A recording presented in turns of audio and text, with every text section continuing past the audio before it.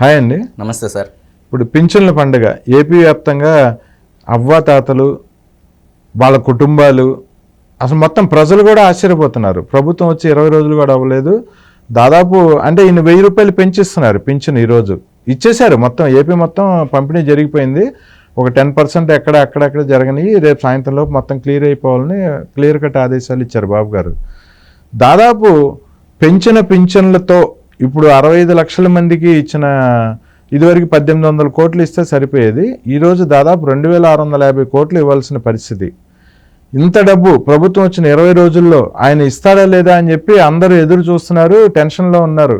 అటువంటి పరిస్థితుల్లో అస్సలు వాలంటీర్స్తో సంబంధం లేకుండా, వాలంటీర్స్ లేకుండానే పింఛన్లు ఇవ్వడం జరిగింది. గొప్ప విషయం ఏంటంటే బాబు గారు స్వయంగా ఈరోజు ఉదయం 6 గంటల నుంచి మొదలుపెట్టి 8 గంటల వరకు 50 కుటుంబాలకి పింఛన్లు అందజేయటం జరిగింది. ఆయనే స్వయంగా. రాష్ట్ర వ్యాప్తంగా తెలుగుదేశం కూటమి ఎమ్మెల్యేలు, ఎంపీలు, నాయకులు, గ్రామ స్థాయి నాయకులు అందరూ పింఛన్ల పండుగలో పాల్గొన్నారు. ప్రజలందరికీ, అవతాతలందరికీ పింఛన్లు ఈరోజు అందినాయి. సో ఈ పింఛన్ల పండుగ మీద మీరు ఎలా విశ్లేషణ చేస్తారు?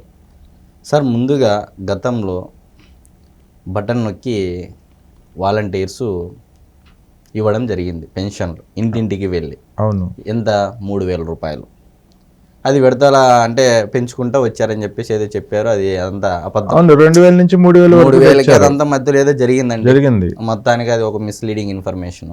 ఓకే, ఇప్పుడు కొత్త ప్రభుత్వం వచ్చింది. నిజంగా ప్రజలకు సేవ చేయడం అంటే ఏదో చంద్రబాబు నాయుడు గారు చూపించారు. తను ఎంచుకున్న ఒక పేద పూరి గుడిసెను ఎంచుకొని వారికి పెన్షన్తో పాటు ఇల్లు కూడా మంజూరు చేయడం జరిగింది. అవును. వాళ్ళ ఇల్లు పరిస్థితి చూసి వాళ్ళ భవిష్యత్తు మారిపోయింది. తను వచ్చిన ఒక రాకతోనే వాళ్ళ కుటుంబ భవిష్యత్తు మారిపోయింది. అధికారం అంటే అహంకారం కాదు, ప్రజలకు సేవ చేయడం మాత్రమే అని చెప్పి మరొక్కసారి చంద్రబాబు గారు తన హుందాతనాన్ని చాటుకున్నాడు, నిరూపించుకున్నాడు. ఓకే. మరి ఇప్పుడు ఏదైతే ఉందో దీనికంటే ముందుగా నేను ఒక కథ చెప్తాను సార్. చెప్పండి. 2019లో ప్రజలు ఏమనుకుంటున్నారంటే ఇంటింటికి వచ్చి పెన్షన్లు ఇచ్చారని చెప్పేసి అనుకుంటా ఉన్నారు. ఏదో 3000 రూపాయలు వచ్చేసరికి అది ఒక భారంగా మారిపోయిందన్న చందంగా చేశారు. అవును. మామూలుగా ఒక సంస్కృతంలో ఒకటి ఉంది సార్, అవశ్యం అనుభోక్తవ్యం కృతం కర్మ శుభాశుభం అని. అంటే ఏంటంటే మనం వండిన అన్నం తినలేకపోవచ్చు, కానీ చేసిన కర్మకు ఫలితం ఖచ్చితంగా అందుకుంటాం. గతంలో 2019 నుంచి 2024 వరకు ఎటువంటి కర్మ చేస్తే మనం ఏం ఫలితం అనుభవించామనేది ప్రజలు తెలుసుకున్నారు. 2024లో ఎవరిని రాజుగా ఎంచుకుంటే మనకు ఆ కర్మ ఫలితం వస్తుందని చెప్పేసి ప్రజలు ఎంచుకున్నారు. మీరు ఇప్పుడు ఏం కర్మ చేశారు? 2024 ఎలక్షన్లో 164 సీట్లతో మ్యాండేట్ ఇవ్వడం జరిగింది. మరి అంత మంచి కర్మ చేసిన తర్వాత మంచి ఫలితం వస్తుందా, చెడు ఫలితం వస్తుందా? మంచి ఫలితమే వస్తుంది. సరే, ఎందుకు నేను ఈ మాట అంటున్నానంటే చంద్రబాబు నాయుడు గారికి, జగన్మోహన్ రెడ్డి గారికి మనం డిఫరెన్షియేట్ చేసి విశ్లేషణ చేసినట్లయితే మామూలుగా ఒక కథ రూపంలో చెప్తాం సార్. ఒక సాధువు స్నానానికి వెళ్ళింటాడు. అంటే ఆయన శిష్యుడితో కలిపి నదిలోకి స్నానం చేయడానికి అని చెప్పేసి వెళ్ళి ఉంటాడు. స్నానం చేస్తూ ఉంటాడు. ఒక తేలు, అంటే సమాజంలో యొక్క చీడ పురుగుల్లాగా మనం అనుకుందాం ఈ తేలును. ఓకే. ఈ తేలు అనేది నీళ్ళలో తేలియాడుతూ వస్తూ ఉంది. అప్పుడు సాధువు స్నానం చేసి వస్తూ ఉంటే దాన్ని చూసి తీసుకొని పక్కకు పెట్టాలా అని చూస్తాడు. తేలు కుట్టిద్ది అనమాట సాధువుకు. ఓకే. సాధువు అనే వ్యక్తి ఆ తేలుని తీసి పక్కన పెట్టాలని చెప్పి చూస్తాడు. ఎందుకంటే నీళ్ళు మునిగిపోతుంది, ఇబ్బంది కలుగుతుంది, అపాయంలో ఉందని చెప్పేసి చనిపోతుంది అని చెప్పేసి కుట్టడం స్టార్ట్ చేస్తుంది. కుడుతుంది, జారిపోతుంది, మళ్ళీ నీళ్ళలో పడుతుంది. మరలా తీసుకుంటాడు, మరలా తేలు కుడుతుంది, మరలా తీసుకుంటాడు, మరలా తేలు కుడుతుంది. అప్పుడు శిష్యుడికి, ఇది చూస్తూ ఉన్న శిష్యుడికి ఒక డౌట్ వస్తుంది, అనుమానం వస్తుంది. గురుదేవా అది కుడతానే ఉంది, మీకు అపాయం అని తెలిసినా కూడా ఎందుకు మీరు పదే పదే దాన్ని కాపాడాలనే ప్రయత్నం చేస్తూ ఉన్నారు? అదేమో మీకు చెడు చేస్తానే ఉంది, కానీ మీరు ఎందుకు కాపాడాలని ప్రయత్నం చేస్తూ ఉన్నారు అని చెప్పేసి అడుగుతాడు. అడిగితే అప్పుడు గురువు అంటాడు, ఆయన సాధువు, అయ్యా నాకు తెలిసిండేది నేను చేశాను, దానికి తెలిసిండేది అది చేసింది. కర్మ సిద్ధాంతం ప్రకారము తేలుకు తన వ్యక్తిగతంగా తన ప్రవర్తన, తన బుద్ధి, తన గుణం ఏదైతే ఉందో అది తన పని తాను చేసింది. సాధువైనటువంటి గురువు స్థానంలో ఉన్నటువంటి నేను నాకు తెలిసిన పని నా కర్మ నేను చేశాను అని చెప్పి చెప్పడం జరిగింది. మరి ఇప్పుడు గతంలో 2019 నుంచి 2024 వరకు ప్రతి ఒక్క సామాజిక వర్గము ప్రతి ఒక్క వర్గము ఏ రకంగా కుదేలైందో ఏ రకంగా దెబ్బతినింది అనేది ప్రతి ఒక్కరికి తెలుసు. 2018 అంటే అప్పుడు 2014 నుంచి 2019 వరకు పరిపాలన ఎలా ఉండేది, మళ్ళా గ్యాప్ వచ్చింది. అంటే ఒక తేలు పరిస్థితిలో ఉంది. చంద్రబాబు నాయుడు గారిని తేలు మాదిరి కొట్టడము అంటే సాధువు ఇక్కడ చంద్రబాబు నాయుడు గారు అనుకుంటే, తేలు అనేది రాష్ట్ర ప్రజల ప్రజానీకం అనుకుంటే, అగాధంలో ఉన్న ప్రజల్ని కాపాడాలని చెప్పేసి తను పైకి లాగాలి, ఆదాయ ప్రమాణాలు పెంచాలి, ఆర్థిక వనరులు పెంచాలి, జీవన ప్రమాణాలు పెంచాలి అని చెప్పేసి ప్రయత్నం చేసిన చంద్రబాబు గారికి ఒక విషం రూపంలో, కులం అనే ఒక విషం రూపంలో కొట్టడం జరిగింది చంద్రబాబు నాయుడు గారిని. మరి అదే తరహాలో చంద్రబాబు నాయుడు గారు తన ప్రయత్నాన్ని వదలలేదు. తను అనుకున్న ఆలోచనను తను నమ్ముకున్న సిద్ధాంతాన్ని ప్రజలకు నేను సేవ్ చేయాలి, పూర్ టు రిచ్ కార్యక్రమం తీసుకొని వచ్చి నేను ప్రజల జీవన ప్రమాణాలు, ఆదాయ ప్రమాణాలు, ఆర్థిక వనరులు పెంచాలి, పేదవారిని కూడా లక్షాధికారులను చేయాలనే సంకల్పంతో ముందుకు పోయాడు. మరి ఇది గమనించిన ప్రజలు 2024 ఎలక్షన్లో మ్యాండేట్ ఇవ్వడం జరిగింది.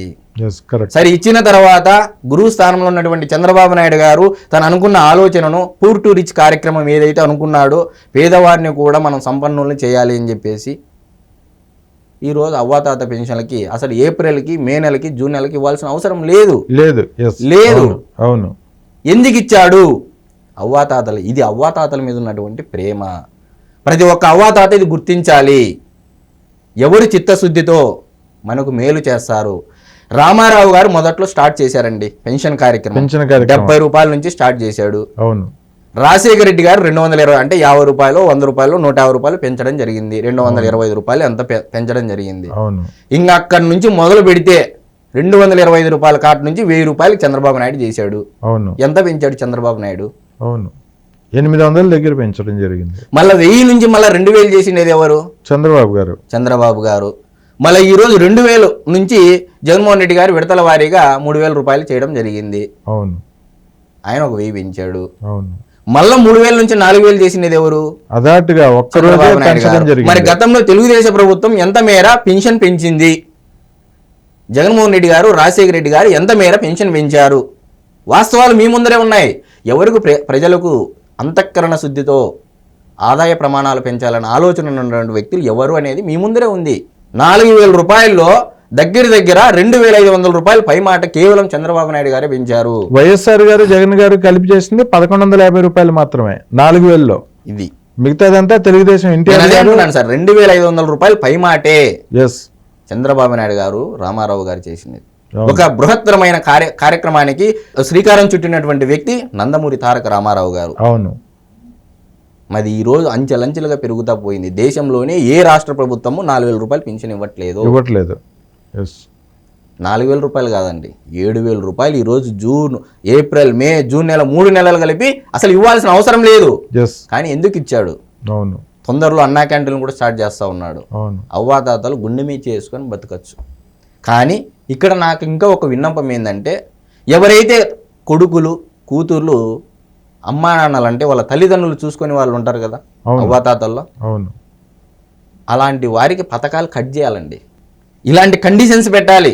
రాష్ట్ర ప్రభుత్వము ఎలాంటి కండిషన్స్ పెట్టాలంటే, తల్లిదండ్రులను చూసుకొని వాళ్ళకి గవర్నమెంట్ వచ్చి ఏ పథకం రాకూడదు, ఈ కండిషన్స్ పెట్టాలి రాష్ట్ర ప్రభుత్వం. ఇది నా తరపు నుంచి. అంటే కొంతమంది ఆర్థిక పరిస్థితులు సరిగా లేక కూడా వాళ్ళ తల్లిదండ్రులను చూసుకోలేని పరిస్థితి ఉంది. ఎందుకు చూడరండి? చెయ్యాలి, బాధ్యత అది.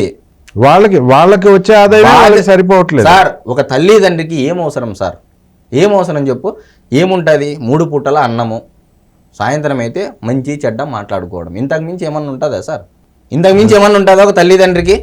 ఈరోజు టైం కేటాయిస్తున్నారా తల్లిదండ్రికి? లేదు. ఒక పూట భోజనం పెట్టడానికి అల్లాడే పరిస్థితులు ఉన్నాయి సార్. ఈరోజు డబ్బేమో ఉంటుంది కానీ పెట్టడానికి మనసు లేదు. ఇలాంటి వాళ్ళందరికీ పథకాలు కట్ చేయాలి. నా తరపు నుంచి ప్రత్యేకంగా విన్నపము. మరి చెప్పండి సార్, ఈరోజు పెన్షన్ల పంపిణీ కార్యక్రమం ఒక పండగలా చేస్తున్నారు. అవును, ఒక పండగ. అవును. ఇలాంటి వాతావరణం కావాలి రాష్ట్రంలో. కులాలు, మతాలు, ప్రాంతాల మధ్య విద్వేషము, ద్వేషము ఇవి కాదు. రాష్ట్ర సర్వతోముఖాభివృద్ధి జరగాలి అంటే ఇలాంటి పండగలు ప్రతి నెల ఏదో ఒక పథక రూపంలో రాష్ట్రంలో నిత్యం జరుగుతూ ఉంటే ప్రజల యొక్క ఆలోచనలు, మనోభావాలు, ఆర్థిక వనరులు, ఆదాయ ప్రమాణాలు, జీవన ప్రమాణాలు పెరుగుతూ పోతూ ఉంటాయి. మరి ఇప్పుడు ప్రజల ముందే ఉంది ఏ ప్రభుత్వాన్ని ఎంచుకోవాలి, ఏ ప్రభుత్వం మనకు అంతఃకరణ శుద్ధితో పనిచేస్తుందని చెప్పేసి ప్రజల ముందరే ఉంది. ఇవ్వలేరన్నారు, వాలంటీర్ల ద్వారా ఇవ్వలేరని చెప్పేసి గతంలో చంద్రబాబు నాయుడు గారి మీద ఎలక్షన్ ముందు ఒక విష ప్రచారం జరిగింది. ఏం జరిగింది? వాలంటీర్ల ద్వారా అదే పనిగా ఆపేపించాడు, అవ్వాతాతలకు పెన్షన్లు ఇవ్వకుండా అని చెప్పాడు. మరి ఈరోజు 7,000 రూపాయలు ఎలా ఇస్తున్నాడు వాలంటీర్ల ప్రమేయం లేకుండా? ఉదయం 6 గంటలకే స్టార్ట్ అయింది. దేశ చరిత్రలోనే 75 ఏళ్ల దేశ చరిత్రలో ఒక ముఖ్యమంత్రి పెన్షన్లు పంపిణీ చేయడం ఇదే తొలిసారి. స్వయంగా వెళ్ళి నేను అదే చెప్తున్నాను సార్. దేశ చరిత్రలో 75 ఏళ్ల దేశ చరిత్రలో ఏ ముఖ్యమంత్రి కూడా స్వయాన తన చేతుల ద్వారా పెన్షన్ల పంపిణీ కార్యక్రమం జరగలేదు. మరి ఇది హర్షించదగ్గ విషయమా కాదా, గర్వించదగ్గ విషయమా కాదా అనేది మనం అంతఃకరణ శుద్ధితో మనం స్వీయ విమర్శ చేసుకోవాలి. ఇంకొకటి మన నోటీస్కి వచ్చింది, మచిలీపట్నం ఫతుల్లాబాద్ అనే ఏరియాలో ఫరీనా అని చెప్పి ఒక బాలిక, 14 సంవత్సరాల బాలిక, మానసిక వికలాంగురాలు. ఆవిడికి 5 సంవత్సరాల కిందటంటే ఆవిడికి 9 సంవత్సరాలు ఉండి ఉంటాయి. అప్పుడు తెలుగుదేశం ప్రభుత్వం పింఛన్ ఇచ్చే కార్యక్రమంలో ఉంది ఆ బాలిక.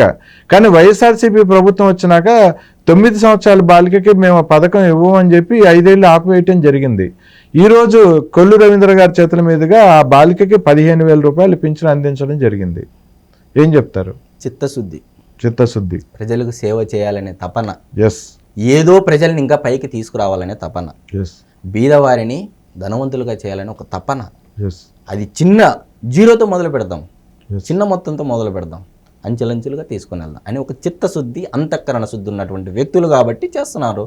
బాబు గారు మచిలీపట్నం పర్యటనలో ఉండగా ఆ కుటుంబం ఆయన్ని కలవటం జరిగింది. ఆయన ఇచ్చిన మాట ప్రకారం ఈరోజు మొట్టమొదటి పెన్షన్ ఆ బాలిక నుంచే స్టార్ట్ అయింది మచిలీపట్నంలో కూడా. సార్, నిజంగా ప్రజలకు సేవ చేయాలనుకునే వాళ్ళకు ప్రజలు వాస్తవాలు ముందు ఉన్నాయి. దయచేసి కులాల మధ్య విద్వేషం చేసే వాళ్ళని నమ్మమాకండి, మతాల మధ్య చిచ్చు పెట్టే వాళ్ళని నమ్మమాకండి, ప్రాంతాల మధ్య విద్వేషాన్ని రెచ్చగొట్టే వారిని నమ్మమాకండి. మనందరం తెలుగు వాళ్ళము ముందుగా, దాని తర్వాతే ఏదైనా. మనమంతా తెలుగు జాతి, ఇది గుర్తించండి. ఓకే అండి, చాలా మంచి విషయాలు చెప్పారు. ఈరోజు పెన్షన్ల పండగ, ఈరోజు మేము కూడా చాలా సంతోషిస్తున్నాం, మీరు కూడా చాలా సంతోషంగా కనిపిస్తున్నారు. రాష్ట్ర ప్రజలందరూ, అవ్వాతాతలు కూడా చాలా సంతోషంగా ఉన్నారు. సో చంద్రబాబు నాయుడు గారికి, కూటమిలో ఉన్న ముఖ్య నాయకులందరికీ కూడా ధన్యవాదాలు తెలుపుకుందామండి ఈ సందర్భంగా, ఆంధ్ర ప్రజల తరపు నుంచి, మన తరపు నుంచి కూడా. ఓకే అండి, థ్యాంక్ యూ సార్. చంద్రబాబు గారికి పెన్షన్ల పంపిణీ కార్యక్రమంగా నా ధన్యవాదాలు తెలుపుకుంటున్నాను. నమస్తే.